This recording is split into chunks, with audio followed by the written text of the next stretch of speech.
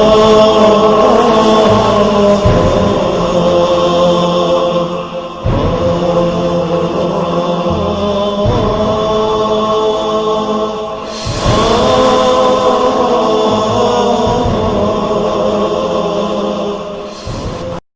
بالله من الشيطان اللعين الرجيم بسم الله الرحمن الرحيم الحمد لله رب العالمين الصلاة والسلام على سيد الأنبياء والمرسلين وعلى آله الطيبين الطاهرين المعصومين أما بعد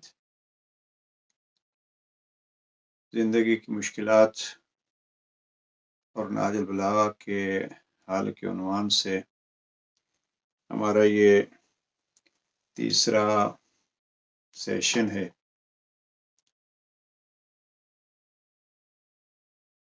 گزشتہ سیشن میں یہ عرض کیا تھا کہ انسان کو زندگی میں مشکلات سے بچنے کے لیے جناب امیر المومنین علیہ السلام نے کلمات کثار نمبر 38 میں 8 چیزوں کی طرف اشارہ فرمایا ہے اور بیان فرمائی ہیں۔ البتہ ان 8 چیزوں کو 4 کر کے امام نے بیان فرمایا۔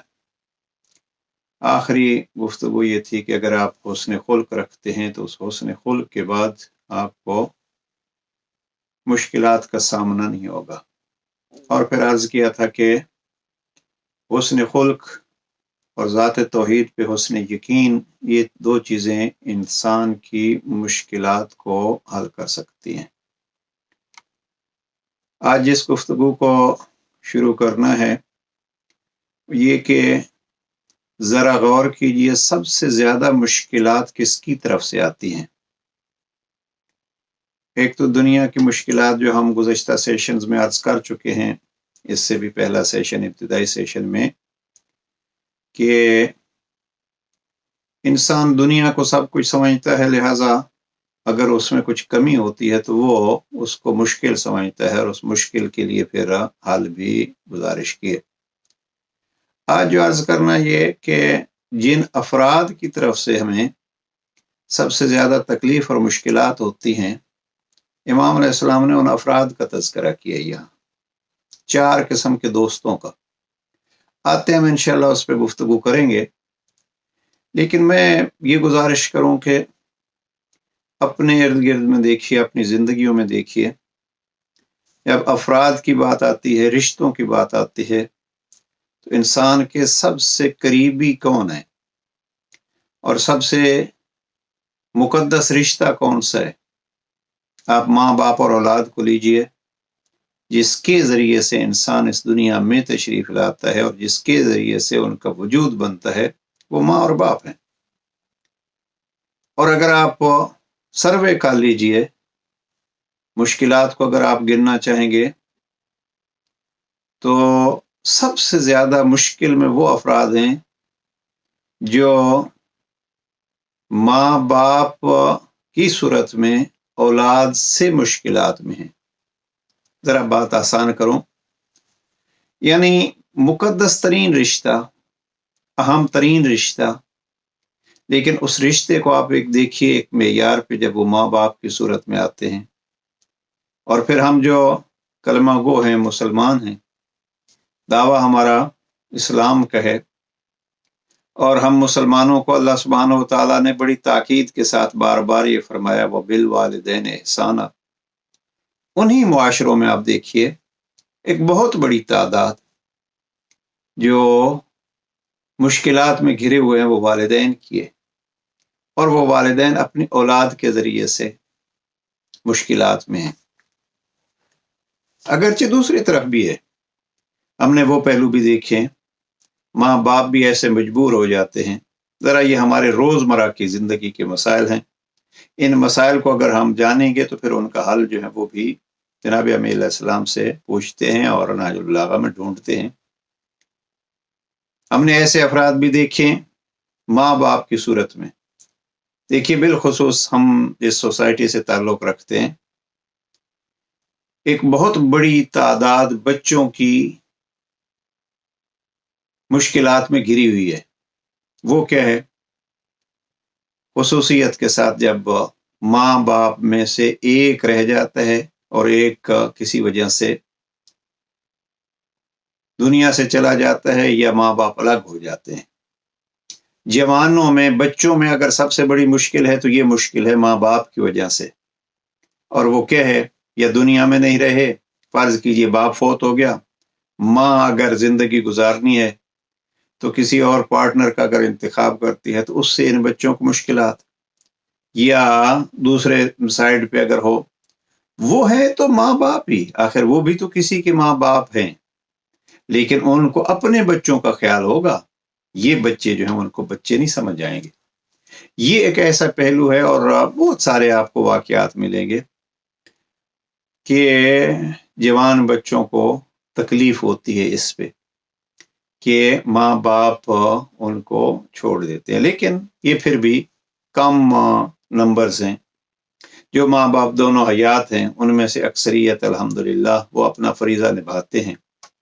اگرچہ پھر اگلے مسئلے کی طرف آتا ہوں تو ان میں بھی مشکلات کیا ہیں. بہرحال یہ پہلا پہلو ہے والدین کیا کرتے ہیں، اور دوسرا یہ ہے کہ پھر جب بچوں کی باری آتی ہے تو بچے جو ہیں وہ والدین کے ساتھ کیا کرتے ہیں.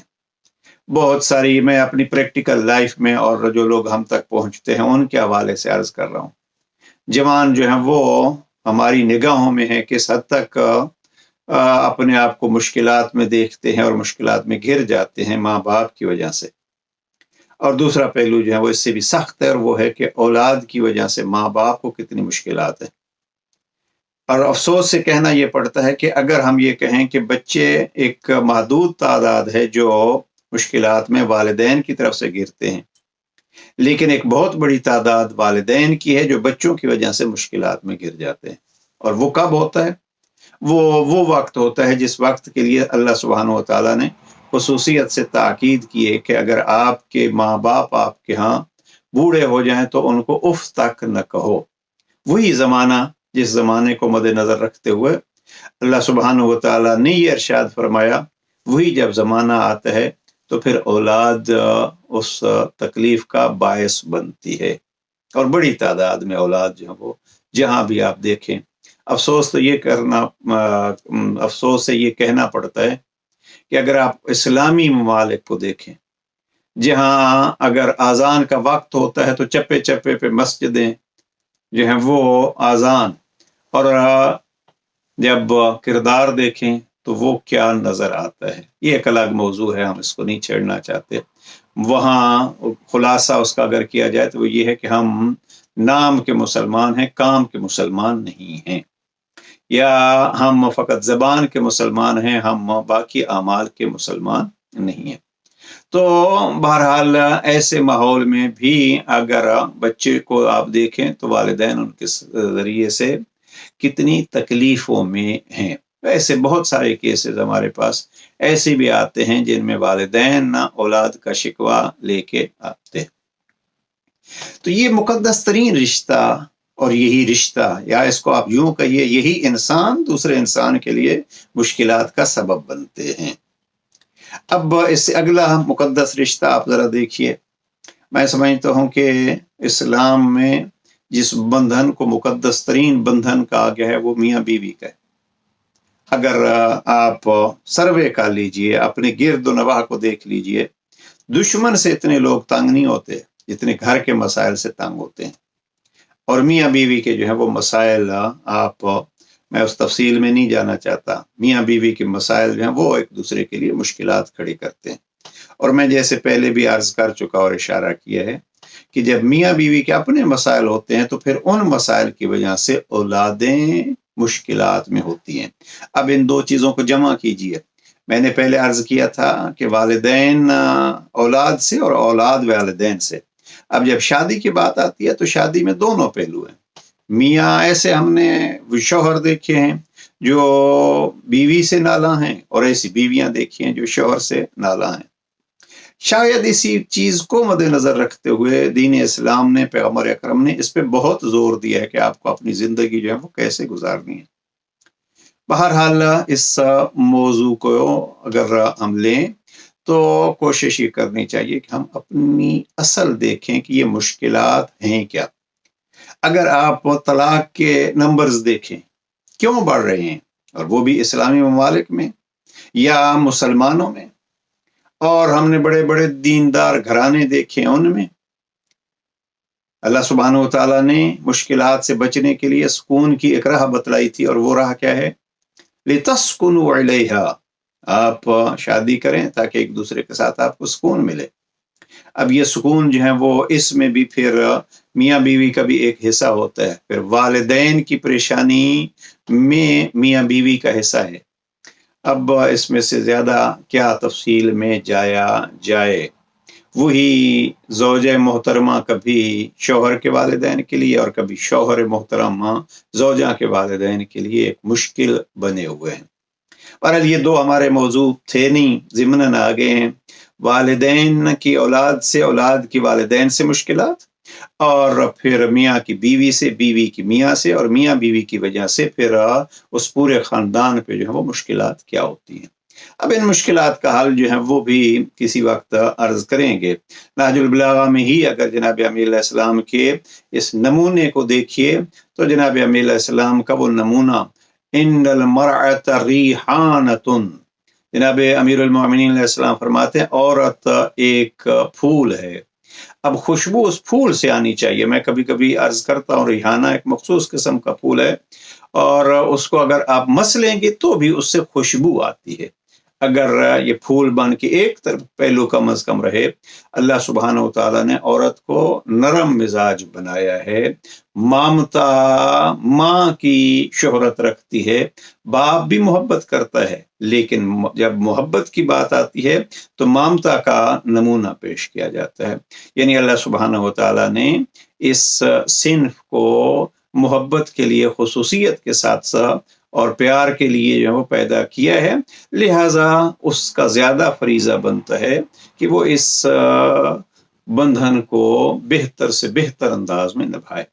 بہرحال آتے ہیں سارے موضوع، جو ہمارا موضوع ہے اصل وہ ہے دوستی کے حوالے سے۔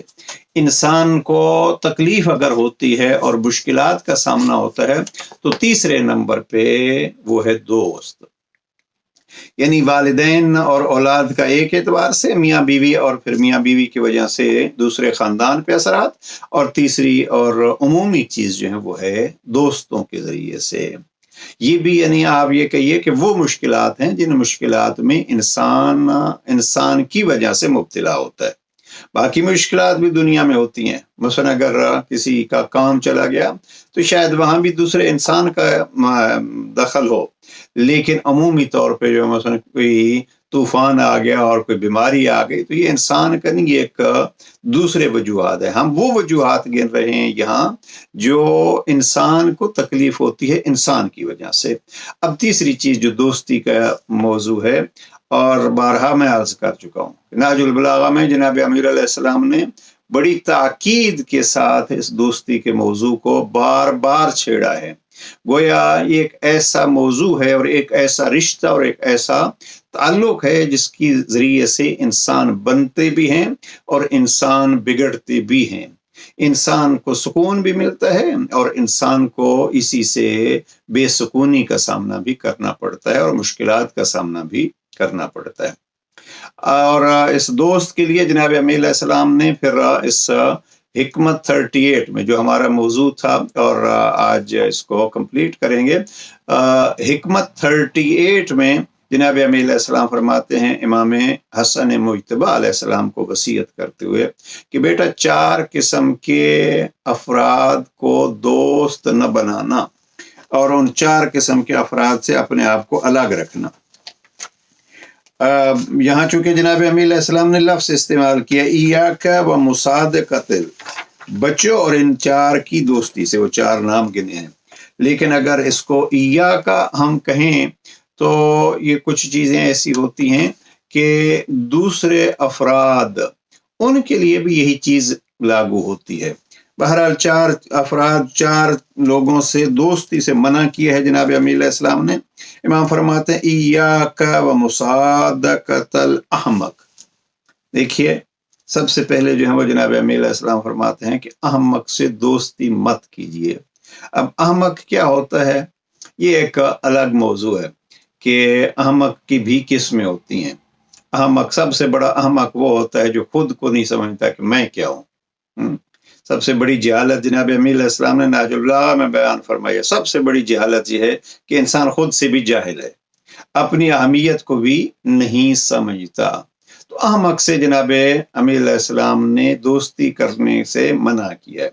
ہمارے ہاں احمق کے لیے بڑے قصے بنے ہوئے ہیں کہ اگر وہ بہرحال مثال ذہن میں آ رہی ہیں لیکن نہیں جاتے اس کی طرف، وہ ظاہری طور پر جو ہے وہ فائدہ پہنچانا چاہے گا، لیکن چونکہ اس کا عقل اتنا ہے، اس کا شعور اتنا ہے، لہذا وہ فائدے کے بجائے جو ہے وہ انسان کو نقصان پہنچاتا ہے۔ احمق البتہ یہاں ذہن میں رہے، اور میں اس موضوع کو بارہا تفصیل سے عرض کر چکا ہوں، جب یہ بحث آتی ہے کہ اس سے دوستی مت کیجیے تو مقصد یہ نہیں ہوتا کہ اس کو دھتکار دیجیے، نہیں، وہ احمق ہے، ایک قسم کی کمزوری ہے اس کی، آپ اس کے مددگار بن جائیے، آپ اس کو اس مشکل حماقت سے نکالیے اور اس کے مددگار اور اس کے سرپرست بن جائیے، وہ الگ بات ہے۔ لیکن دوستی جس کو آپ کہتے ہیں، وہ احمق سے مت کسی وقت دوستی بنائیے، ایک چیز۔ اور پھر جناب امیر علیہ السلام نے واضح فرمایا، کیوں؟ فَإِنَّهُ يُرِيدُ أَن يَنْفَعَكَ فَيَضُرُّكَ، وہ چاہے گا یہ کہ آپ کو فائدہ پہنچائے، لیکن چونکہ وہ احمق ہے، اس کو فائدے نقصان کا خود ہی پتہ نہیں ہے، وہ آپ کو فائدے کے بجائے نقصان پہنچائے گا۔ اب یہ ایک احمق کے دوستی سے منع کیا جناب امیر علیہ السلام نے۔ اب اس کو اگر نتیجے کو آپ دیکھیں تو نتیجہ کیا ہوگا؟ احمق سے دوستی نہیں کیجیے، اس لیے کہ وہ آپ کے لیے چاہے گا تو فائدہ پہنچانا، لیکن حماقت کی وجہ سے جو وہ نقصان پہنچائے گا۔ اب یہ ایک احمق ہے جو چاہتا تو ہے کہ میں فائدہ پہنچاؤں، لیکن نقصان پہنچائے گا۔ اب اس ہوشیار سے کیسے ہم دوستی کر سکتے ہیں کہ جو چاہتے ہوئے نقصان پہنچانا چاہتا ہے، وہ چاہتا ہی یہی ہے کہ میں دوسرے کو نقصان پہنچاؤں، اس لیے کہ اس کو اپنا فائدہ دیکھنا ہوتا ہے۔ میں اگر یہاں ایک موضوع عرض کر دوں، اور وہ ان تینوں رشتوں کو شامل ہو جائے گا، ماں باپ اولاد کے حوالے سے بھی، میاں بیوی کے حوالے سے بھی، اور دوست کے حوالے سے بھی۔ اور وہ موضوع کیا ہے؟ ہم نے فقط لینا سیکھا ہے، ہم نے دینا نہیں سیکھا۔ اگر ہم ان مشکلات سے بچنا چاہتے ہیں تو ہم کسی کو فائدہ دینا سیکھیں، مالی فائدہ ہم اس کو دینا سیکھیں، مشورے کی طرح حد تک مشورہ دینا اس کو سیکھیں، فائدہ دینا سیکھیں، یعنی یہ ہم دینا سیکھیں۔ ہم نے سیکھا کیا ہے؟ ہم نے لینا سیکھا ہے، اور ہم دوستی بھی کریں گے تو وہاں ہماری دوستی ہوگی جہاں لینے کی بات ہوگی۔ لہٰذا اس کوشش میں مت رہیے کہ ہمیں لینا ہی ہے، نہیں، یہ کوشش ہو کہ ہمیں دینا ہے۔ اب دینے کے لیے بھی پھر میں بارہا یہ عرض کرتا ہوں کہ جب دینے کی باری آتی ہے تو اکثر ہمارے ہاں یہ تصور کیا جاتا ہے کہ شاید جیب میں ہاتھ ڈال کے کچھ دینے کی بات ہے، نہیں، دینے سے مراد یہ ہے کہ آپ کے پاس جو چیز ہے، ذرا اس پہ غور فرمائیے گا، آپ کے پاس جو چیز ہے وہ، اور سامنے والے کو جس چیز کی ضرورت ہے وہ دینا۔ اب اگر آپ کسی دکھی انسان کو ہمت دلائیں گے، کسی دکھی انسان کو حوصلہ دلائیں گے، یا کسی جوان کو آپ ایک مفید مشورہ دیں گے، بلکہ میں یہاں یہ کہتا ہوں کہ اگر آپ ایک لحظے کے لیے کسی گرے ہوئے شخص کی کمر تھپتھپا کے یہ کہیں گے کہ آپ بڑے ہمت والے ہیں، گھبرائیے نہیں، اٹھیے، تو یہ آپ کی فقط ایک ہاتھ اس کے کندھے پہ رکھ لینا اس کی زندگی کی مشکلات کو بدل سکتا ہے، بلکہ یوں ہے کہ اس کو ایک مشکلات سے ٹکرانے کا ہنر سکھا سکتا ہے۔ ذرا یہ ایک دینا ہے، کیا دیا آپ نے؟ کچھ خرچ ہوا؟ نہ مال خرچ ہوا، اور نہ ایک لحظے کے لیے، اور اس کو اپنی زندگی میں آزما کے دیکھیے۔ جو اگر دکھی ہے کسی فقط اس کے شانے پہ، اس کے کندھے پہ ہاتھ رکھ کے 2 جملے آپ اس کو ہمت دلانے کے کہہ دیجئے، حوصلہ دلانے کے کہہ دیجئے، تو اس کی زندگی بدل جائے گی۔ اور یہ اسی وقت ہوگا جب آپ کسی کو دینا چاہتے ہیں. اب آپ نے اس کو ہمت دلا کے آپ نے اس کو ایک فائدہ دے دیا ہے. لہٰذا اگر ہم یہ دینا سیکھ لیں تو بہت سارے مسائل جو ہیں وہ حل ہو جاتے ہیں. ہم نے کیا ہوا ہے، ہمیں لینا ہے. اب ساری زندگی ہمیں لینا ہے. ابھی ایک لسٹ بنا لیجیے اپنی، ہمیں لینا ہے.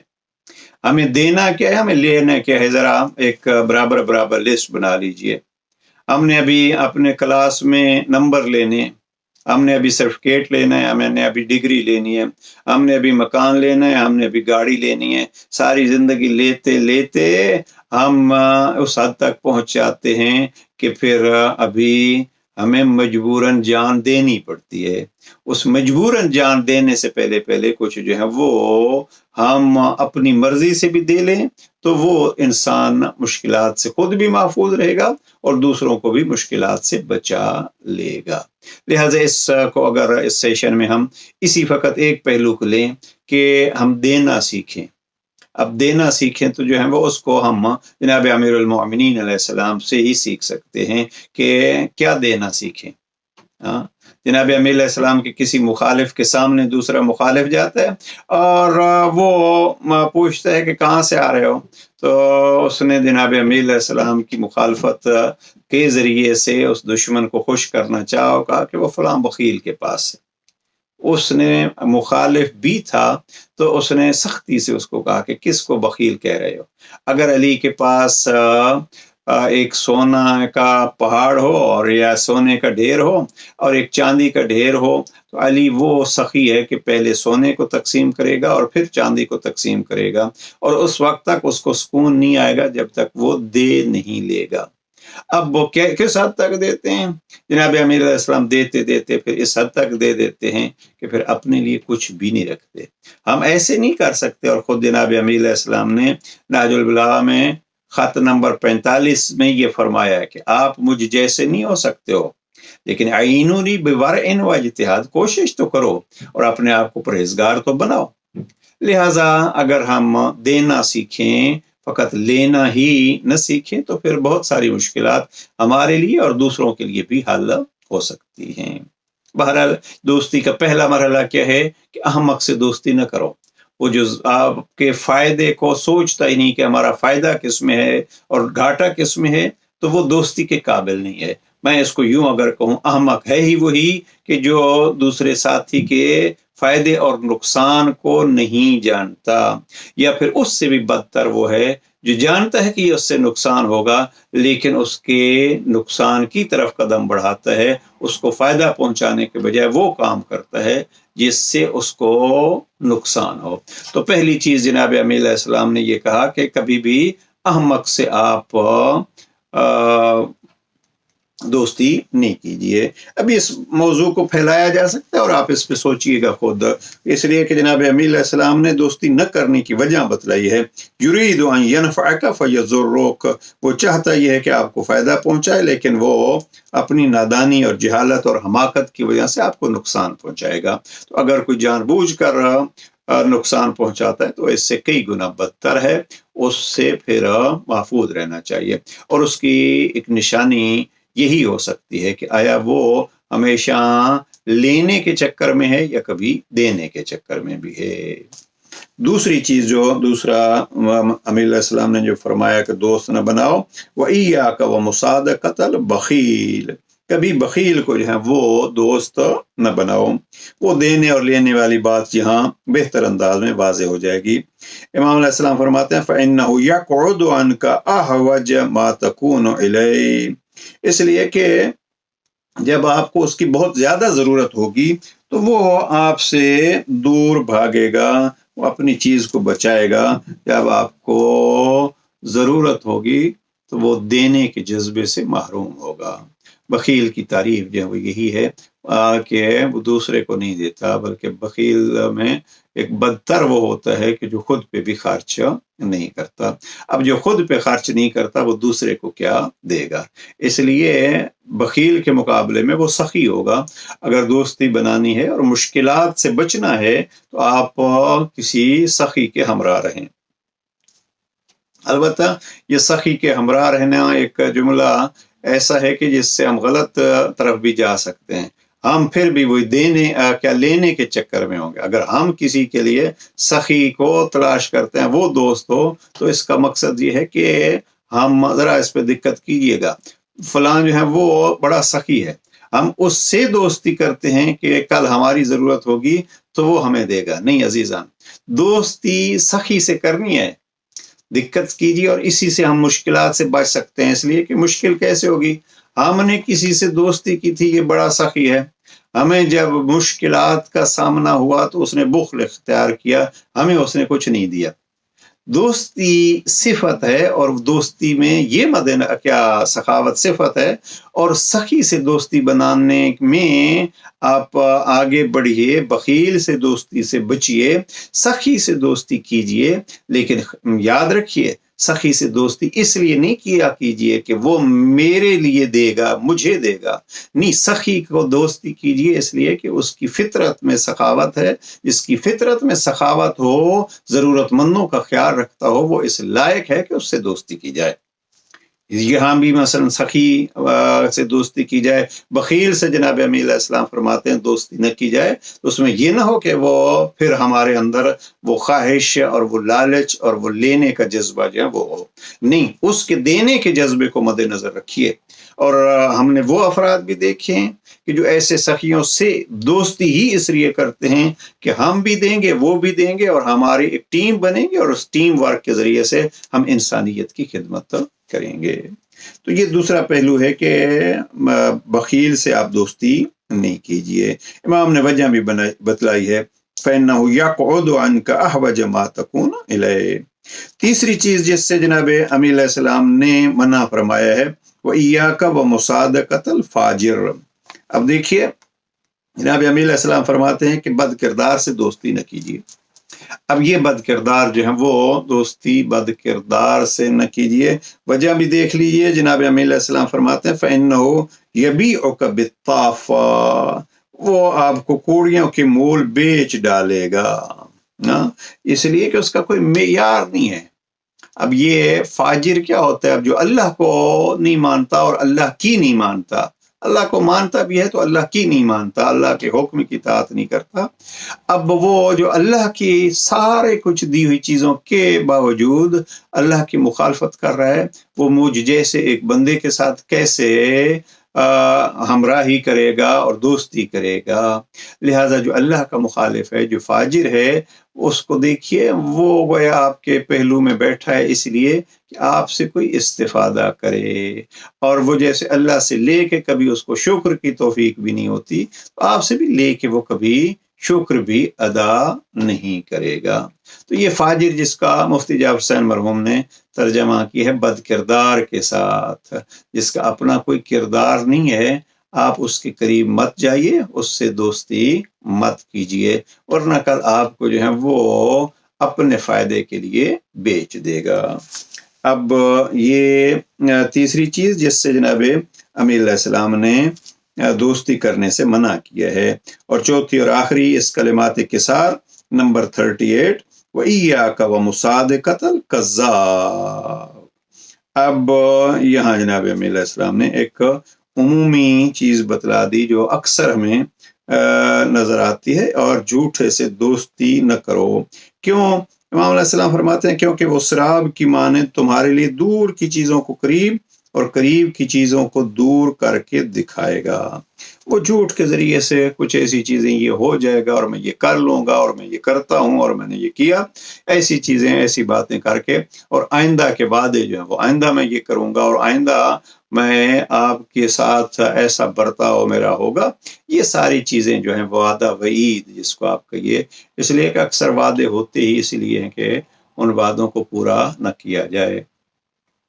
ہمارے ہاں ایک بہت غلط سلسلہ جو ہے وہ چل پڑا ہے، اور وہ یہ ہے کہ جس چیز کو جو ہے وہ نہیں کرنا ہوتا اس میں کہتے ہیں انشاءاللہ، یعنی ہم معاذ اللہ ہم اپنے وعدہ خلافی کو اللہ پہ ڈال رہے ہیں. نہیں، اگر ایک زندگی کا اصول بنائیے، اگر کسی کے ساتھ بات ہو رہی ہے اور وہ کچھ وعدہ طلب کر رہا ہے تو آپ صریحاً اس کو کہیں کہ میں کر سکتا ہوں یا میں نہیں کر سکتا. جب کر سکتے ہیں تو پھر آپ کہیے کہ انشاءاللہ میں کروں گا. نہ یہ ہے کہ انشاءاللہ کا لفظ آپ اس لیے استعمال کریں کہ ہم جناب ہو گیا تو ہو گیا، نہیں ہو گیا. زیادہ نیت جو ہے انشاءاللہ میں یہی ہوتی ہے کہ ہم سے نہیں ہوگا اور ہم نہیں کریں گے. تو اس صورت میں یہ لفظ انشاءاللہ کی بھی ایک قسم کی معاذ اللہ توہین ہے کہ جناب ہم اپنے جھوٹ کو اس وقت ٹالنے کے لیے انشاءاللہ کہہ دیتے ہیں. تو یہ ہیں وہ 4 افراد اور ان کی 4 وجوہات جو جناب امیر علیہ السلام نے بیان فرمائی ہیں کہ ان کے ساتھ دوستی نہ کرو. اب ہم پوچھتے ہیں اس کا حل ایک جملے میں. یہ تو جناب نے پریشانیوں سے بچنے کے لیے یہ چیزیں بتلائی ہیں کہ ان افراد سے بچے رہو گے تو آپ پریشانیوں سے محفوظ رہو گے، زندگی کی مشکلات سے آپ محفوظ رہیں گے. لیکن جناب امیر علیہ السلام نے ایک جملہ، اور یہ ہوتا ہے بزرگان کا کمال، یہ ہوتا ہے اللہ کے کلام کا، پیغمبر اکرم کے فرمان کا اور ائمہ ہدیٰ کے بیان کا کمال یہی ہے، مختصر سے مختصر جملے میں زیادہ سے زیادہ مفاہیم بیان کیے جاتے ہیں. کسی مفسر نے بڑا خوب کہا، میں تفصیل میں نہیں جاتا، تفسیر کی بحث ہے. وہ کہتے ہیں جناب موسیٰ نے جب تبلیغ کے لیے جانا پڑا تو اللہ سبحانہ وتعالیٰ نے اس تبلیغ کے لیے فرعون کا ایک لفظ میں تعارف کرایا، انہو طغا. اب وہ انہوں نے تفسیر میں لکھا ہے کہ یہ طغا کا معنی کیا ہوتا ہے، یعنی ہر فساد کی بنیاد یہ ہے. اور پھر انہوں نے یہ نہ ہے لوگوں پہ ظلم کرنے میں، اقتصادیات میں، فلاں فلاں فلاں. تو یہ ایک لفظ میں جو ہے اتنے وسیع مفاہیم، یہ قرآن مجید کا کمال ہے. اسی انداز میں پیغمبر اکرم کی ذات اور پھر جناب امیر علیہ السلام وہ شاگرد جناب مصطفیٰ. اب ایک خطبہ نمبر 134 میں زندگی کی بہت ساری مشکلات کا حل اس ایک جملے میں ہے. اور اریدکم للہ، جملہ کیا ہے؟ امیر علیہ السلام فرماتے ہیں میں آپ کو اللہ کے لیے چاہتا ہوں. 2 لفظوں کا ایک جملہ، اریدکم للہ، میں آپ کو اللہ کے لیے چاہتا ہوں. اب اگر جو اللہ کے لیے چاہتا ہے، یعنی کسی کے ساتھ دشمنی بھی ہو تو اللہ کے لیے، کسی کے ساتھ دوستی ہو تو اللہ کے لیے. اور یہ دیکھیے بعض اوقات ہم دشمن کو چاہتے ہیں اللہ کے لیے. اور یہ جناب امیر علیہ السلام کی زندگی میں نے کئی دفعہ عرض کیا کہ جناب امیر علیہ السلام نے اب جنگ صفین میں جنگ روکی، اور جناب امیر علیہ السلام پر لوگوں نے گلہ بھی کیا، شکوہ بھی کیا کہ شاید علی اس جنگ کو جائز ہی نہیں سمجھتے. وہاں جناب امیر علیہ السلام نے پھر واضح فرمایا کہ میں اس لیے جنگ روک چکا ہوں تاکہ ان میں سے کوئی ہدایت پا جائے. اب یہ کوئی ہدایت پا جائے یہ کیا ہے؟ جناب امیر علیہ السلام فرماتے ہیں اریدکم للہ، میں آپ کو اللہ کے لیے چاہتا ہوں. یعنی آپ تو مجھے قتل کرنا چاہتے ہیں، تبھی تو میرے ساتھ جنگ کے لیے آئے ہیں، لیکن میں آپ کو اللہ کے لیے چاہتا ہوں اور آپ کو اللہ تک پہنچانا چاہتا ہوں. اب اس انداز میں اگر ہم زندگی گزاریں گے کہ ہم دوسروں کو اللہ کے لیے چاہیں. اب اگر دوسروں کو اللہ کے لیے چاہیں گے، یا دوسروں کو دوسرا پہلو بھی، اگر کسی سے بغض رکھنا ہے تو وہ بھی اللہ کے لیے، نہ کہ اپنی ذات کے لیے، تو ہماری زندگیوں کی مشکلات میں سے بہت ساری مشکلات جو ہیں وہ حل ہو سکتی ہیں. میں کسی کے ساتھ اچھا برتاؤ کر رہا ہوں، اگر اس کے لیے کر رہا ہوں تو جب وہ میرے ساتھ اچھا برتاؤ نہیں کرے گا تو پھر میرے لیے برداشت کرنا مشکل ہوگا. اگرچہ اس کا حل بھی جناب امیر علیہ السلام فرماتے ہیں آتب اخاک بالاحسان الیہ، اپنے بھائی کو اگر وہ غلطی کرتا ہے تو اس کو سزا میں علی بتلاتا ہوں، اور وہ سزا بہت ساری مشکلات کا حل بن جاتی ہے. احسن الیہ، اس کے ساتھ احسان کرو. اس نے آپ کے ساتھ زیادتی کی، آپ اس کے ساتھ احسان کرو. عزیزان ذرا اس جملے پہ اگر دقت کریں گے تو اگر ہم کسی کے ظلم کی، کسی کی زیادتی کی سزا اس کو احسان کے ذریعے سے دیتے ہیں تو وہ ظلم جو اس نے کیا ہے اس کو بھی ہم بڑے اطمینان سے برداشت کر رہے ہیں. ہم اس کے ظلم کی وجہ سے اپنے آپ کو مشکلات میں نہیں ڈال رہے، بلکہ سکون میں ہیں کہ اس نے اپنا کام کیا، ہمیں اپنا کام کرنا ہے. اس نے زیادتی کی ہے، آتب اخاک بالاحسان الیہ، ہمیں اسے سزا دینی ہے لیکن سزا کا طریقہ لی امیر المومنین نے نہج البلاغہ میں کیا بتلایا ہے کہ آپ اس کے ساتھ احسان کریں. احسان کریں گے تو خود بخود وہ متوجہ ہوگا. نہیں متوجہ ہوگا تو آپ کا اپنا دل مطمئن ہوگا اور متوجہ ہوگا میں نے اپنا فریضہ انجام دیا ہے. تو یہ اریدکم للہ، آج کا یہ لفظ اگر خطبہ نمبر 134 ترجمہ مفتی جعفر حسین مرحوم، چونکہ نمبرز میں 2 فرق ہے نہج البلاغہ کے، یہاں تک تو اس کو دیکھ لیجئے کہ بلکہ 234 تک 3 نمبروں کا فرق آ جاتا ہے. وہ بارہا عرض کر چکا ہوں، دہراتا نہیں ہوں. اب اس میں اگر خطبہ 234 میں آپ اریدکم للہ دیکھیں اور پھر امیر المومنین کی زندگی کو دیکھیں تو آپ کو یہی ہوگا کہ امیر علیہ السلام کی زندگی کا ہر لحظہ خدا کے لیے گزرا ہے. محبت بھی خدا کے لیے، بغض بھی خدا کے لیے.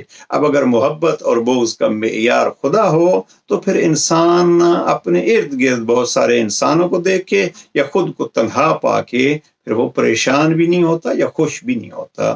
نہج البلاغہ ہی کے ایک خط میں جناب امیر المومنین علیہ السلام کو ایک خط لکھا جناب امیر کے بھائی جناب عقیل نے، اور وہ واقعہ یہ تھا کہ جنگ صفین کے بعد جناب عقیل مکہ کی طرف جا رہے تھے، عمرہ کے لیے جا رہے تھے. جناب عقیل کو معلوم ہوا کہ بہت سارے لوگ جناب امیر علیہ السلام کی مخالفت کر رہے ہیں. ظاہر جنگ صفین ہو چکی ہے، اب اس میں جو مارے گئے ہیں، جو مخالف ہیں، ان کو مخالفت تو کرنی تھی. بھائی ہونے کے اعتبار سے اور ایک عام انسان ہونے کے اعتبار سے جناب عقیل کو بہت تکلیف ہوئی، اور جناب امیر علیہ السلام کو خط لکھا، اور اس خط میں یہ لکھا کہ بھیا اگر حالات درست ہونے تک آپ ان لوگوں کو مالیات دے کے آپ ساتھ ملا دیں. مجھے ذہن میں آ رہا ہے وہ واقعہ، اور وقت نہیں ہے ہمارے پاس، کہ جناب عقیل نے شاید خود جناب امیر علیہ السلام سے اس کے بعد مانگا ہوگا، جہاں جناب امیر علیہ السلام نے ایک سا گندم یعنی 3 کلو گندم اضافی جناب عقیل کو نہیں دی تھی، اس لیے کہ یہ میرا مال نہیں ہے، یہ مسلمانوں کا مال ہے مشترکہ، اور سب کو میں دے نہیں سکتا ایسی صورت میں، تو آپ کو کیسے دوں؟ وہ چونکہ اللہ کے خزانے کے خزانہ دار علی ہیں، لہذا بھائی کو بھی نہیں دیا. بہرحال جناب عقیل نے یقینا لگتا یہ ہے کہ اس واقعے کے یعنی جناب امیر کے پاس جب گندم مانگنے آئے تھے تو اس گندم کے واقعے سے پہلے کا یہ خط ہوگا، ورنہ اگر اپنے ساتھ سلوک دیکھ چکے ہوتے تو اس انداز سے خط نہ لکھتے. خط لکھا کہ بھیا آپ ان لوگوں کو کچھ دے کے اپنے ساتھ ملا لیجئے. آج کی سیاست پہ جناب امیر علیہ السلام کی عدالت کا غلبہ دیکھیے. جناب امیر علیہ السلام نے وہ تفصیلی جواب دیا نہج البلاغہ میں جو موجود ہے اپنے بھائی عقیل کو. وہاں کا ایک جملہ نقل کرنا چاہتا ہوں، اور وہ یہ ہے، جناب امیر علیہ السلام فرماتے ہیں لوگوں کا میرے ارد گرد اکٹھا ہونا میری خوشی کا سبب نہیں بنتا، اور لوگ مجھے سارے چھوڑ جائیں تو وہ میری پریشانی کا سبب نہیں بنتا. ہم کیوں پریشان ہوتے ہیں؟ ہم لوگ چھوڑ جائیں گے. اب لوگ چھوڑ جائیں گے، آپ اللہ کے ساتھ ہو جائیں، وہ جو کبھی کسی کو نہیں چھوڑتا، ہو معکم، جو آپ کے ساتھ ہے. بس اگر ہم یہ کام کر لیں، اریدکم للہ، ہم دوست کو چاہتے ہیں اللہ کے لیے، میاں بیوی ایک دوسرے کو چاہیں اللہ کے لیے، والدین کی خدمت کریں اللہ کے لیے، والدین اولاد کی خدمت کریں اللہ کے لیے، اریدکم للہ. اب اگر وہ بدلے میں کچھ نہیں دے گا تو ہم نے بدلے کے لیے کیا ہی نہیں تھا. میں علامہ اقبال کا ایک شعر آج دیکھ رہا تھا، وہ فرماتے ہیں چھوڑ تو یہ اپنی جزا کا خیال بھی چھوڑ دے، کہ مجھے قیامت کے دن یہ ملے گا. یہ اقبال کا تصور جو ہے وہ دیکھیے کہ آپ یہ کہ مجھے ملے گا، اس کو جزا کی صورت میں آپ اچھائیاں کر رہے ہیں تو اس کو بھی جزا کے خیال کو بھی چھوڑ دیجئے. اگر ہم اریدکم للہ، تو اس صورت میں اگر کوئی ہمیں شکریہ نہیں ادا کرے گا بلکہ کبھی ہمارے ساتھ زیادتی بھی کر لے گا تو ہم نے اس کے لیے نہیں کیا تھا، ہم نے اللہ کے لیے کیا ہے، تو پھر ہمیں تکلیف بھی نہیں ہوگی. اریدکم للہ، ہمارا ہر کام جو ہے وہ اللہ کے لیے ہونا چاہیے، اور وہ اللہ کون؟ ہو معکم، جو ہر وقت آپ کے ساتھ ہے. لہذا جانتا ہے اگر ہم ہر کام اس کے لیے کریں گے جو ہر وقت ہمارے ساتھ ہے تو پھر زندگی کی مشکلات آسان ہو جائیں گی اور انسان پھر اس رب کریم کے بھروسے پہ بڑے سکون سے اپنی زندگی گزارے گا۔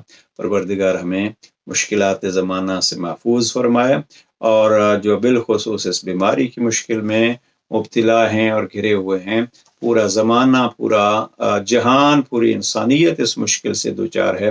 پروردگار ولی برحق امام عصر کے صدقے میں، امیر المومنین علیہ السلام کے کلام کے صدقے میں زمانے کو اس مشکل سے نجات عطا فرمائے۔ والسلام علیکم ورحمۃ اللہ وبرکاتہ۔